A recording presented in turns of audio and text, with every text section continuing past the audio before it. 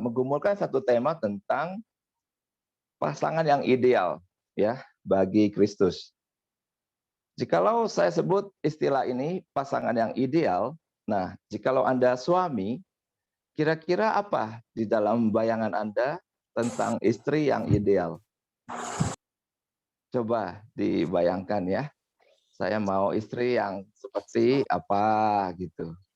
Nah, sebaliknya demikian juga kalau Anda para istri, jikalau disebut ada suami yang ideal, itu seperti apa ya? Apakah Bapak Ibu ada satu gambaran yang jelas atau gambarannya itu tidak jelas? Dan pikiran ini sebenarnya bergeraknya kemana? Nah, ini sudah ada yang jawab. Takut akan Tuhan. Bagus sekali. Nah, tetapi apa arti takut akan Tuhan? Seperti suami yang sekarang saja katanya ya. Oke. Nah, saudara-saudara, saya percaya bahwa untuk menjadi ideal tidak bisa atas subjective truth. Tidak bisa atas suatu kebenaran yang kita bangun secara sendiri berdasarkan mungkin atas pengalaman masa lalu. Ya. Tetapi harus dibangun atas objective truth. Objective truth artinya satu kebenaran, satu standar yang walaupun kita tidak suka, tapi jikalau itu adalah firman Tuhan, maka mau tidak mau kita harus mencoba belajar untuk mentaatinya dengan iman yang telah Tuhan anugerahkan kepada kita. Oke? Nah, berbicara sebagai suami yang ideal, maka pastinya kitab suci sudah memberikan satu standar. Ya, saya membuka akan firman Tuhan dari Efesus pasal 5 ayat 22. Di sini dikatakan, hai istri, tunduklah kepada suamimu seperti kepada Tuhan. Karena suami adalah kepala istri, sama seperti Kristus adalah kepala jemaat. Dialah yang menyelamatkan tubuh. Oke, itu satu bagian firman Tuhan tentang suami ya. Di situ dikatakan ada sebagai kepala. Oke. Nah, satu lagi tentang istri, maka kita bisa temukan itu ada di Perjanjian Lama, kitab yang pertama, Kejadian 2, ayat yang ke-18. Saya bacakan, Tuhan Allah berfirman, tidak baik kalau manusia itu seorang diri saja. Aku akan menjadikan penolong baginya yang sepadan dengan dia. Jadi di sini ada title masing-masing, ya ada suatu perbedaan peranan dan fungsi yang saya akan mencoba untuk memaparkannya bagi Bapak Ibu sekalian, dan semoga apa yang saya paparkan bisa menolong kita bagi suami. Oke, sekarang saya tahu letak ideal itu. Saya mau bergerak ke sana.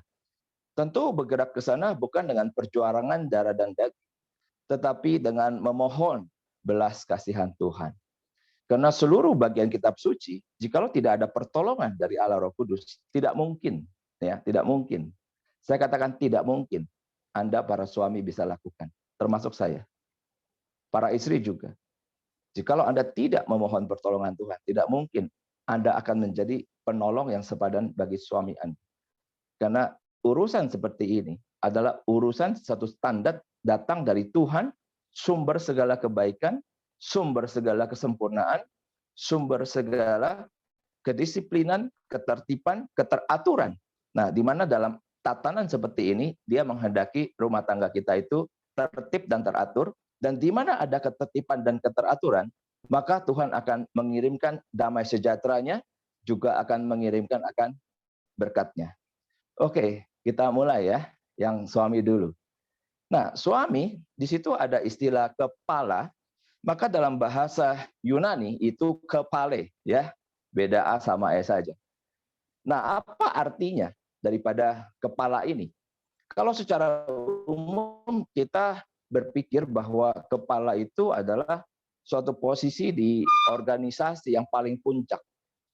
Maka kalau dia di posisi paling puncak, jikalau itu adalah piramida, itu bukan orang yang banyak, ya.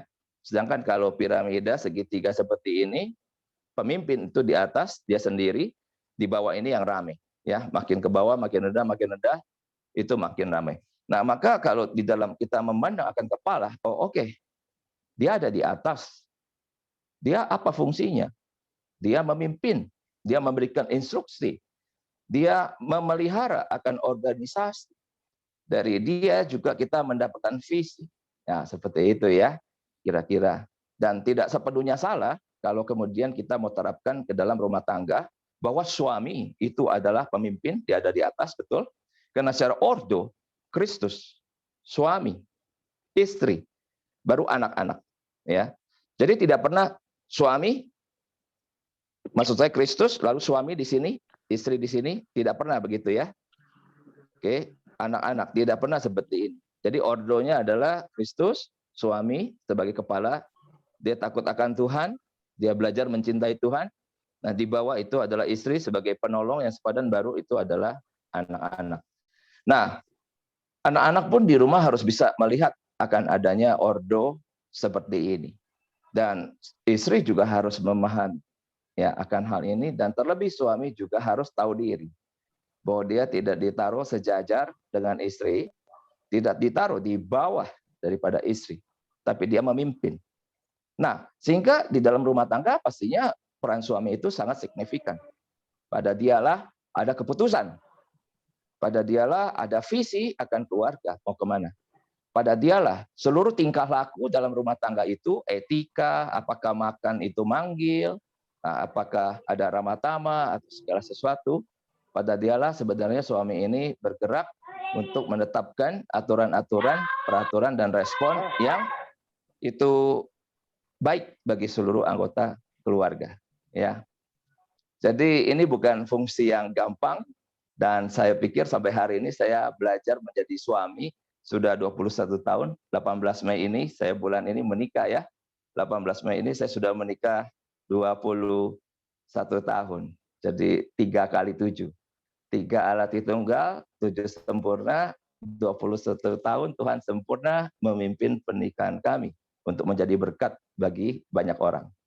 Nah, saudara-saudara, kembali kepada kepale. Ya, ternyata kalau kita melihat ada suatu arti yang lain di dalam kata kepala ini, yang saya waktu baru tahu ya sekian beberapa tahun yang lalu, saya kaget juga, loh kok istilah kepala itu tidak melulu berarti kepada pemimpin, ya, kepada yang di atas, tapi ada arti yang lain. Nah, apa arti yang lain itu dalam bahasa Yunani-nya? Nah, artinya itu adalah source, ya, source atau sumber. Nah, apa arti sumber? Mungkin yang gampang adalah kalau saya memberitahu kepada Bapak Ibu tentang mata air. Ya, mata air itu kalau kita pergi ke pegunungan, ya, saya pernah pergi hiking, maka saya bingung sekali. Kenapa kok ada air keluar dari tanah? Lalu yang mimpin hiking langsung minum dari situ. Saya berasa geli banget ya. Masa sih bisa diminum langsung? Kita biasa minum di rumah ya, pakai aqua gitu toh, atau dimasak dulu zaman dulu. Tapi ini dia langsung minum saja, baru keluar dari tanah. Lalu dia bilang, oh ini bersih, ini mata airnya bersih sekali, dan ini tidak berhenti-berhenti. Oh, nggak mati ini minum ginian. Takut keracunan. Tapi dia bilang, it's okay, kata aja, coba saja. Nah, waktu saya coba minum, wah, karena itu pegunungan ya, airnya sejuk sekali, airnya dingin ya. Tadinya capek, jadi bisa kenceng lagi hikingnya itu. Nah, suami sebagai kepala, maka suami adalah sumber. Sama seperti Kristus sumber bagi jemaat, maka dikatakan suami juga adalah sumber bagi istri. Ini ada satu bentuk paralel, ya. Jadi suami adalah kepala istri, sama seperti Kristus adalah kepala bagi jemaat. Nah, sekarang kita udah mengerti satu artinya, yaitu suami itu adalah sumber bagi istri, sama seperti Kristus adalah sumber bagi jemaat. Nah, saudara-saudara, lalu kita mulai berpikir sekarang, ini sumber apa saja? Ya. Nah, kita coba membayangkan sekarang antara hubungan kita dengan Tuhan. Karena kita semua, baik pria ataupun wanita, kita kan adalah mempelai daripada Kristus. Kristus adalah mempelai pria, kita mempelai wanita. Kita adalah gerejanya yang dicintai oleh Tuhan, yang disayangi, ya, yang dilindungi. Di mana kasih kita kepada Tuhan Yesus seringkali on off ya. Betul nggak? Ayo ngaku. Ya, termasuk saya. Tapi kasih Tuhan kepada kita itu adalah kasih yang tidak memandang akan zaman. Terus dan terus tidak putus itu adalah penuh dengan kasih yang setia, yang kekal. Manusia bisa tidak setia, tapi Tuhan dia tetap setia. Manusia mengasihi dengan motivasi untuk mengambil keuntungan, tapi Tuhan dia memiliki kasih dengan motivasi merelakan dirinya, memberikan diri taat, bahkan taat sampai mati, dan kemudian bangkit pada hari ketiga dan hidup bagi kita. Ini satu kasih yang luar biasa, di mana saya percaya setiap suami harus belajar akan kasih ini seumur hidup. Bagaimana bisa mengasihi istri yang seringkali bikin keki? Belajarlah kepada Kristus yang Anda juga bikin keki Tuhan Yesus. Halo para suami, benar nggak? Ngaku ayo. Tapi Tuhan tetap mengasihi kita, ya toh, dengan kasihnya yang kekal. Nah, sekarang apa arti daripada sumber ini? Di dalam beberapa makna saya bisa berikan. Misalnya, Kristus itu jelas adalah sumber kebenaran bagi jemaat. Bagaimana kita hari ini mengambil keputusan? Bagaimana hari ini kita dipimpin dalam paradigma berpikir? Bagaimana hari ini kita memilih yang benar dan yang salah? Saya percaya kita semua adalah anak-anak Tuhan, menjadikan kitab suci sebagai landasan di dalam kita mengambil keputusan. Sehingga Kristus itu jelas adalah sumber kebenaran. Nah, maka secara paralel sederhana, ini pun yang harus para suami perankan di rumah. Dan ini tidak mudah. Misalnya bagaimana sih menjalankan peran sebagai pembawa kebenaran? Sederhana beberapa hal. Misalnya, kalau anak itu sedang bertanya sesuatu, kita jangan gampang-gampang bilang, tanya mama sana, tanya mama sana. Nah, itu artinya kamu malas. Ya, kamu berarti tidak memainkan peran sebagai sumber kebenaran. Anak sudah baik tanya mau papa, ya kan? Papa, ini bagaimana sih? Pak, kenapa ini begini? Nah, kecuali itu memang adalah subjek-subjek daripada pelajaran yang memang Anda tidak kuasai. Anda jangan sok bisa, ya. Saya juga nggak bisa kalau kayak gitu. Tapi katakanlah kalau anak-anak bertanya sesuatu sehari-hari, ya, dari berita, ya toh, dia dengar, atau temannya bicara begini, bicara begitu, dan itu menggelisahkan hatinya, dia tanya kepada kita sebagai seorang ayah, maka kita harus tegakkan kebenaran. Begini nak, Papa kasih tahu ya, yang benar itu begini. Oh begitu ya Pak, tapi teman-teman bilang begini, itu tidak benar. Kamu jangan dengarkan teman kamu itu. Dia tidak benar, tidak ada alasannya. Papa kasih alasan kenapa harus begini. Nah, kita berikan alasan demi alasan. Nah, demikian juga istri seringkali di dalam kehidupan sehari-hari ya, istri itu lebih emosional dan kurang rasional. Ya, makanya fungsi pembawa kebenaran itu sesungguhnya tidak diberikan kepada istri, tapi diberikan kepada suami. Maka suami memelihara pikiran yang waras, pikiran yang sehat, selalu objektif, selalu reasoning ya, artinya bisa memberikan alasan untuk berbagai pikiran, kesimpulan ataupun keputusan ataupun perkataan yang dia telah nyatakan dalam keluarga. Tidak boleh seorang ayah hanya pokoknya begini, pokoknya papa bilang begini, begini. Tidak bisa seperti itu. Anda harus bisa diterima sebagai satu ayah yang adil dan memegang akan kebenaran. Dan itu bisa ditimbang oleh anak-anak kita. Karena anak-anak kita memiliki timbangannya sendiri yang kita harus latih melalui kebenaran yang Tuhan berikan kepada kita untuk kita nyatakan justru paling baik pada saat ada kasus tertentu yang terjadi dalam keluarga di mana kita harus berperan aktif menyatakan akan kebenaran. Nah, dalam keluarga juga ada family altar, ya. Maka peranan ini saya percaya juga para suami harus lakukan. Nah, itu tentang kebenaran. Nah, apalagi? Nah, jemaat melihat itu Kristus sebagai sumber daripada kehidupan. Ya, pasti bapak-bapak yang pergi bekerja, membuka toko, ya. Ada kan pagi-pagi memohon kepada Tuhan, Tuhan berikan aku kelancaran hari ini, Berikan aku orang-orang yang juga ada repeat order, sehingga apa yang aku jual ini boleh laku. Aku ingin memberikan kehidupan bagi istri dan anak-anakku. Nah, para suami berdoa seperti itu ya kepada Tuhan Yesus Kristus. Dalam berdoa jangan lupa untuk selalu seal it, meteraikan itu di dalam nama Tuhan Yesus Kristus. Nah, maka fungsi ini juga akhirnya harus diemban oleh setiap suami. Bahwa suami kepala istri sama seperti Kristus kepala jemaat. Kristus ada sumber kehidupan bagi jemaat, maka suami ada peran ekonomi yang harus dia emban ya. Suami adalah breadwinner. Dia dengan identitasnya yang Tuhan hidupkan, bangkitkan, maka apa yang dikerjakan dengan tangannya, Tuhan bisa melipat gandakan puluhan kali lipat.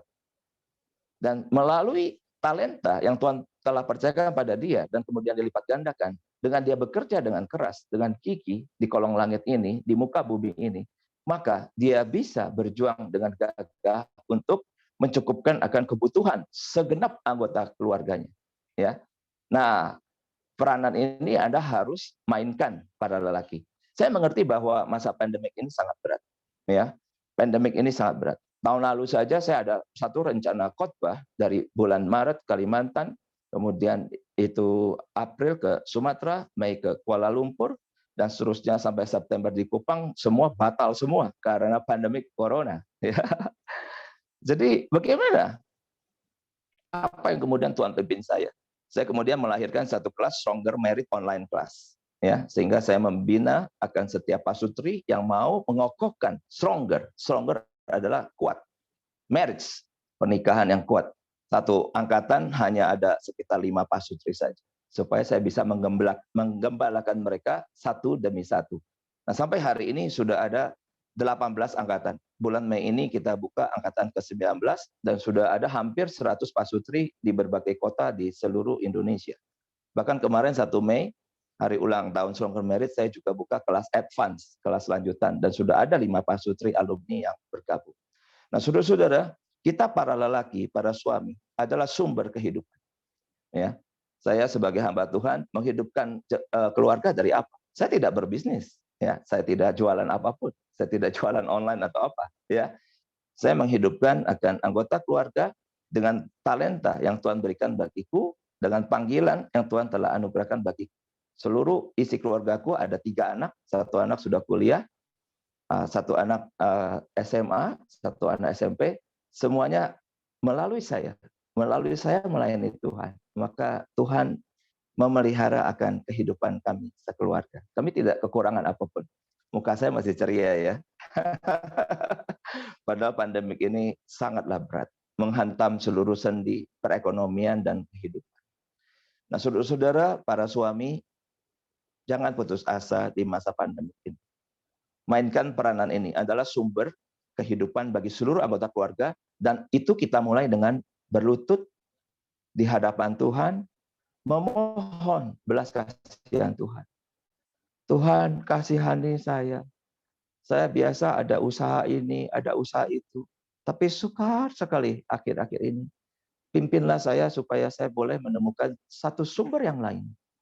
Dalam nama Tuhan Yesus, aku serahkan, aku mohonkan akan doa ini.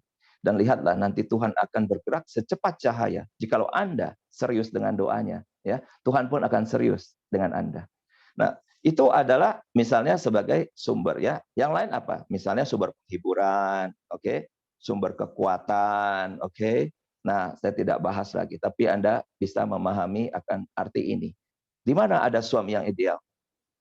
Mainkan peranan Anda, bersandar kepada Tuhan, dan kemudian Anda bisa menjadi sumber bagi seluruh anggota keluarga. Nah, yang berikutnya akan istri sebagai penolong. Tadi ada istilah penolong yang sepadan, ya. Nah, walaupun itu dikatakan penolong dan kelihatan posisinya ada di bawah secara ordo, ya, tetapi istilah ini patut kita perhatikan bahwa istilah penolong di sini bukanlah satu istilah yang lemah, oke? Karena istilah ini itu juga dipakai kepada adalah Allah, the Lord of Hosts, Allah Israel yang tidak pernah tertidur. Dia adalah penolong Nah, jadi ada istilah penolong ya. Penolong Israel, dia tidak pernah tertidur. Penolong Israel, dia sangat terbukti. Penolong Israel, dia memberikan akan kasih karunia, kemenangan demi kemenangan di dalam peperangan. Nah, sehingga kita harus mengerti akan hal ini, bahwa itu suami. Kalau suami itu istri meninggal, langsung cepat-cepat cari istri ya. Tapi kalau istri suami meninggal bisa sampai tua ya tidak cari suami, begitu. Itu kuat sekali ya, luar biasa itu. Nah, sehingga kita harus memahami posisi ini. Halo para istri, Anda adalah para wanita yang luar biasa, ya. Ada satu suami yang Anda harus tolong. Bagaimana cara menolong dia? Nah, ada kata sepadan. Nah, sepadan ini apa artinya? Artinya dalam bahasa Ibrani yang kalau itu kita terjemahkan ke dalam bahasa Inggris, itu adalah corresponding to himself, ya. Jadi Hawa itu Eve is corresponding to Adam, tersambung, nyambung. Nah, jadi arti sepadan itu adalah nyambung dengan suaminya. Nah, sehingga bagi ada anak muda yang mau mencari pacar atau mau menikah, saya seringkali berkata bahwa kalian harus nyambung. Nah, begitu ya. Kalau tidak nyambung, bagaimana? Kemarin kami di ruang keluarga ngobrol-ngobrol. Ya, jadi anak saya yang ya salah satunya tanya-tanya soal dulu saya pacaran itu gimana. Jadi saya dulu pacaran 5 tahun, lalu putus ya. Wah, itu investasi sudah banyak, tapi putus rugi sekali rasanya ya. Nah, tapi kemudian saya kosong beberapa bulan, tidak ada pacar, oke, saya hanya berfokus pada bekerja. Nah, tetapi kemudian saya ada pergaulan. Pergaulan artinya saya membuka diri. Di kantor, saya dengan beberapa orang, begitu ya, kita suka pergi makan bersama. Di gereja juga, pulang daripada KTB, kita pergi bersama. Nah, saat itu saya juga fitness, ya, di satu hotel, sehingga di sana juga ada kawan-kawan. Nah, lalu dari kawan-kawan ini ya selalu ada wanita dan cantik-cantik begitu ya. Nah, anak saya tanya, "Pak, dari 3 itu Papa kenapa pilih Mama?" Nah, gitu ya. Pertanyaannya seperti itu. Oh, kalau Papa itu sederhana sih sebenarnya. Papa ajak ngobrol sih semuanya itu. Nah, ternyata pada mamamu ini Papa merasa bisa nyambung. Nah, kalau Papa ngomong rohani sama Mama bisa nyambung ya. Pulang gereja kita ada ngobrol-ngobrol tentang khotbah yang tadi barusan kita dengar. Loh, kok bisa nyambung ya gitu. Sementara kalau dengan teman kantor itu cantik juga orangnya, tapi kalau ngomong sama dia kayak kagak nyambung gitu. Saya ngomong apa, dia nggak responin. Nanti dia ngomong yang lain. Jadi saya bengong. Ini maksudnya gimana sih, mau ngomong kemana sih? Jadi kayaknya nggak asik gitu. Saya ngomong satu topik, dia ngomong topik yang lain. Dia ngomong topik yang lain, saya juga nggak bisa responin. Ya, jadi apa namanya, tetot gitu ya. Nah, dengan yang di tempat fitness juga coba ngobrol-ngobrol. Tapi yang saya rasa memang tidak seasik kalau saya ngobrol dengan Iliana adalah seorang gadis ya di antara 3 gadis ini. Nah, akhirnya saya mengambil keputusan, oke, dengan Liana lah nanti saya akan menikah dan menjalani kehidupan seumur hidup. Kenapa? Karena itu penolong yang sepadan. Ya, jadi kata sepadan kita nyambung. Seringkali latar belakang itu mempengaruhi. Misalnya, latar belakang pendidikan itu pasti mempengaruhi akan kita bisa nyambung atau tidak. Orang yang berpendidikan tinggi dengan yang berpendidikan secara in general itu pasti tidak nyambung. Sukar sekali untuk nyambung. Ya, orang yang berekonomi kelas tinggi dengan yang berekonomi, maaf, kelas yang rendah, itu pun sangat sukar sekali nyambung karena bahasa-bahasanya juga berbeda.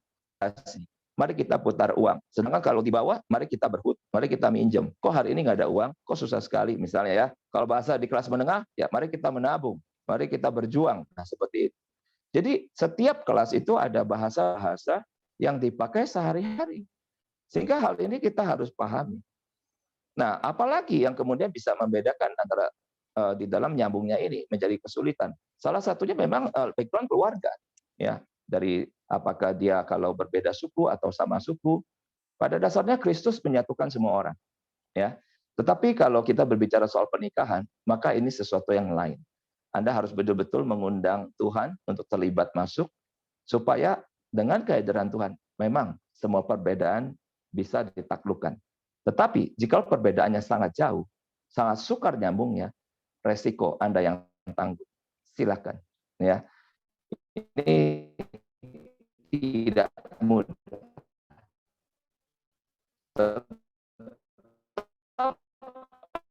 Ada pengharapan yang ada Tuhan, tetapi juga ada tanggung jawab manusia. Kita harus berikan kepada Tuhan bahwa kita tidak mau mencari orang beda daripada kita. Di mana kita tahu bahwa jikalau konflik demi konflik tidak kita selesaikan, itu sangat hangat. Masuk dalam pernikahan cukup lama, masing-masing menanggung beban dan tanggung jawab.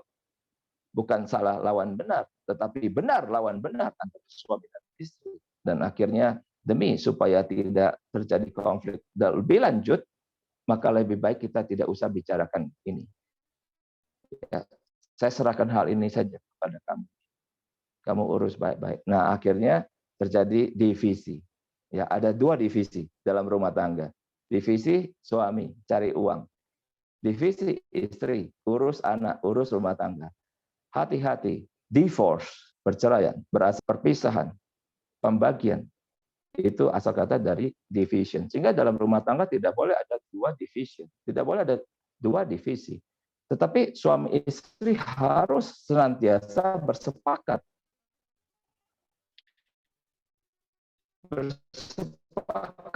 dalam setiap tahapan kehidupan. Bahwa masalah selalu baru. Masalah selalu baru. Anda harus bersepakat untuk kepada istri. Ini urusan kamu. Aku udah sibuk di luar. Ya, atau istri saat suami minta tolong didoakan, lah masa kamu nggak bisa sih urus begitu? Aku udah pusing sama anak, doa sana sendiri. Ya nggak bisa begitu. Ya, artinya kita harus banyak sekali waktu, terutama di masa pandemik seperti ini, untuk bersama-sama bersatu, bersepakat, mengatasi kembali, memberikan lagi keteraturan, ketertiban ke dalam keluarga kita. Berapa jam anak-anak main handphone di rumah?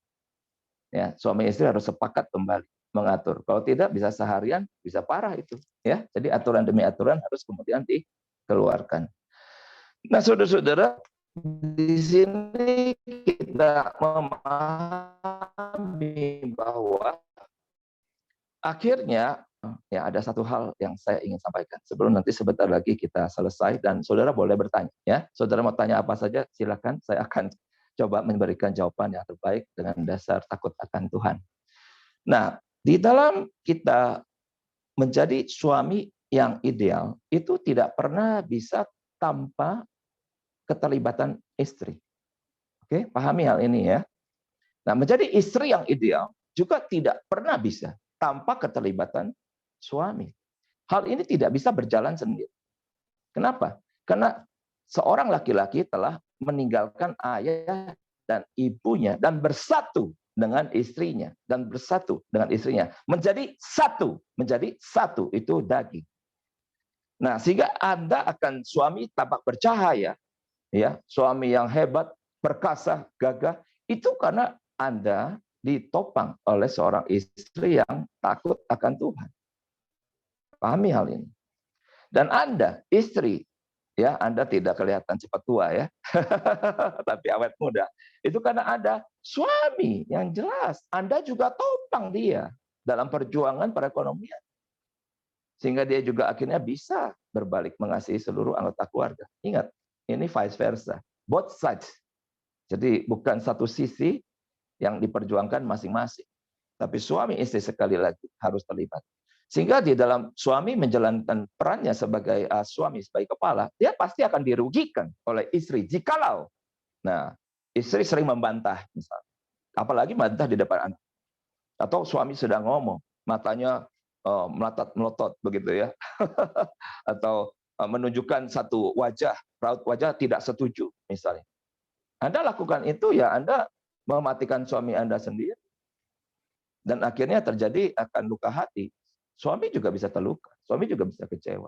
Yang Anda harus lakukan adalah memang memberi support. Dan para suami juga jangan selalu ada suatu keadaan tiba-tiba ada keputusan. Tiba-tiba ada sesuatu pernyataan. Tidak bisa. Suami istri harus mengadakan rapat dulu sebelum keluarkan keputusan. Ya, saya biasa melakukan hal ini juga. Kalau ada masalah-masalah, saya dengan Liana, kami diskus di ranjang. Kalau itu tentang anak, nanti kami umumkan bersama. Dan anak-anak bisa dengar. Dan harus terima. Karena papa mama ini sudah diskus. Dan di rumah ini, memang peraturan, disiplin, hukuman datang dari papa mama yang sudah bersepakat. Jadi walau suami ada di atas istri, tapi dalam hubungan rumah tangga, mereka bersepakat. Karena jikalau dua orang sepakat meminta apapun juga kepada Allah Bapa di surga, dalam namaku, nama Tuhan Yesus, maka itu akan dikabulkan. Nah, saudara-saudara, di dalam titik ini kita memahami suami ideal harus ditolong istri. Demikian juga istri yang ideal harus ditolong oleh suami. Tidak bisa itu kemudian kita pertanggungjawabkan masing-masing. Harus ada diskus, harus ada kesepakatan, dan dengan demikian anak-anak betul-betul bisa memiliki satu ruangan di rumah yang kondusif ya, supaya mereka bisa bertumbuh. Karena hanya suami dan istri yang bersepakat di dalam membesarkan anak, maka di masa depan barulah anak-anak itu bisa menaklukkan akan dunia ini. Jikalau suami istri tidak sepakat, ribut sana, ribut sini, kita hanya membesarkan anak-anak yang gelisah, anak-anak yang tidak mengerti akan identitas, anak-anak yang mungkin bisa membenci akan mahligai pernikahan. Padahal mahligai pernikahan ini adalah Tuhan yang ciptakan. Nah, kita dengan perjuangan kita ini, dengan iman kita menghadirkan akan ketertiban, masing-masing jalankan perannya, tapi tidak sendiri-sendiri, ya, tapi bisa bersama-sama, menjadi satu teamwork. Dalam teamwork ini, Tuhan memberkati, Dia menghadapkan wajahnya kepada kita, memberi damai sejahtera, kekuatan, dan harapan yang baru. Oke, itu saja yang saya ingin sampaikan. Kiranya Tuhan memberkati setiap kita. Silakan, saya serahkan kepada moderator jika ada pertanyaan. Ya, terima kasih